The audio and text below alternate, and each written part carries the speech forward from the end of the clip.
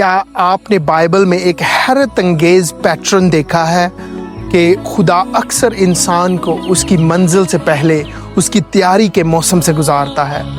ابراہیم کو خدا نے کہا کہ میں تجھے بڑی قوم بناؤں گا، لیکن وعدے کے فوراً بعد ہی وہ قوم نہیں بن گئی۔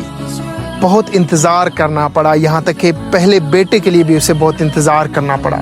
موسیٰ کو خدا نے اسرائیل کو مصر سے نکالنے کے لیے بلایا، لیکن فرعون کے سامنے کھڑے ہونے سے پہلے موسیٰ نے مدیان کے بیابان میں 40 سال گزارے۔ داؤد کو بادشاہ بننے کے لیے مسا کیا گیا، لیکن تخت پر بیٹھنے سے پہلے وہ بھیڑیں چراتا رہا۔ پھر جاتی جولیت کا سامنا ہوا اور پھر ساؤل سے وہ بھاگتا رہا۔ یوسف کو خواب میں اپنی عظمت دکھائی گئی کہ کتنا زبردست اس کے لیے منصوبہ ہے خدا کا، لیکن اس خواب اور اس کی تکمیل کا درمیان میں ایک بڑا گھڑا تھا۔ وہ گھڑے میں اس کے بھائیوں نے اسے پھینک دیا۔ غلامی تھی اور قید تھی، اور شاگردوں کو یسوع نے کہا میرے پیچھے چلو، لیکن انہیں فوراً سب کچھ سمجھ نہیں آ گیا۔ وہ چلتے چلتے سیکھتے کہ یہاں تک کہ آخری رات تک بھی، فسح کی رات تک وہ سمجھ نہیں پائے کہ کیا کچھ ہو رہا ہے۔ خدا جس منزل کے لیے آپ کو بلا رہا ہے، اکثر اس سے پہلے وہ آپ کو اس منزل کے لیے قابل بناتا ہے۔ آپ کا انتظار ضائع نہیں ہونے دیتا۔ وہ آپ کا چھوٹا چھوٹا کام، چھوٹا چھوٹا قدم اس مقصد کو پورا کرنے کے لیے جو ہے خداوند اسے دیکھ رہا ہے۔